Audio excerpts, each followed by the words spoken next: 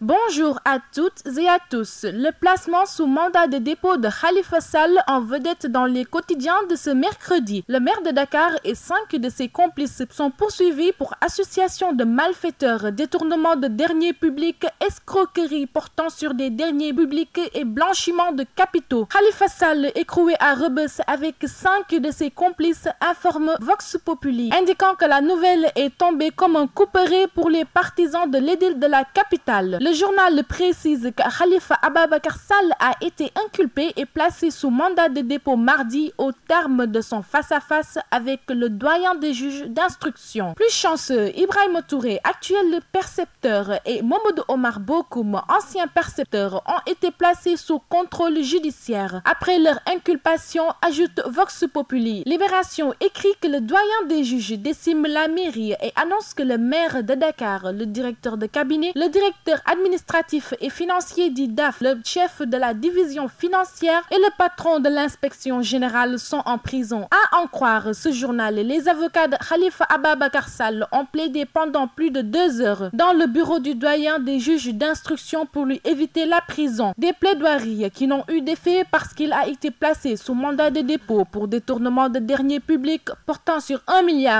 milliard de francs CFA, escroquerie aux deniers publics, complicité de faux en écriture de commerce, faux en écriture publique et blanchiment de capitaux, écrit-il. Pour Libération, si ce délit a été ajouté, c'est que le parquet le suspecte d'avoir utilisé les fonds présumés détournés pour consolider son patrimoine. Ce que rejettent ses avocats qui dénoncent une liquidation politique. Malgré leur contestation, le maire de Dakar, Khalifa Sall, et 5 de ses collaborateurs ont été placés sous mandat de dépôt pour détournement de deniers publics portant sur 1,8 milliard de francs CFA, renchérit enquête. Seuls les 2 anciens percepteurs inculpés dans cette affaire ont échappé à la prison parce qu'ils ont été placés sous contrôle judiciaire. En attendant que le juge termine son instruction, Khalifa Sall continue de clamer son innocence en parlant de cabale politique, mentionne le journal. Khalifa Sall au Niouf, s'exclame le Témoin quotidien qui révèle que le maire de Dakar rejoint Bamba Fall et compagnie à Rebeuss en attendant que Barthélémy Diaz les retrouve. Pour sa part, la Tribune écrit que Macky Sall dépose Khalifa à Rebeuss, notant qu'il n'est donc pas sorti libre de son face-à-face avec le doyen des juges d'instruction. Walf Quotidien indique lui aussi que Macky envoie Khalifa Sall en prison. Le journal illustre ainsi sa manchette avec la photo du président Sall souriant en médaillon et celle du maire de Dakar, l'air dubitatif, avec un arrière-plan la porte d'entrée de la maison d'arrêt de Rebeuss où il vient de passer sa première nuit après son inculpation par le doyen des juges d'instruction. Écroué pour escroquerie, détournement de deniers publics, association de malfaiteurs, Khalifa consigné à Rebeuss, relève le quotidien qui précise que 5 de ses collaborateurs sont en prison avec lui. La défense dénonce de son côté une instrumentalisation de la justice, ajoute le journal. L'Observateur pour sa part revient sur les détails du face-à-face entre Khalifa Sall et le doyen des juges d'instruction, tandis que Sud Quotidien fait un jeu de mots en titrant Khalifa Sall dans la caisse. Ce journal renseigne que le placement sous mandat de dépôt du maire de Dakar a été décidé à l'issue de plusieurs contestations sérieuses. Il signale néanmoins que les exceptions soulevées par la défense n'ont pas pu convaincre le doyen des juges qui a suivi le réquisitoire du procureur de la République. Khalifa et ses collaborateurs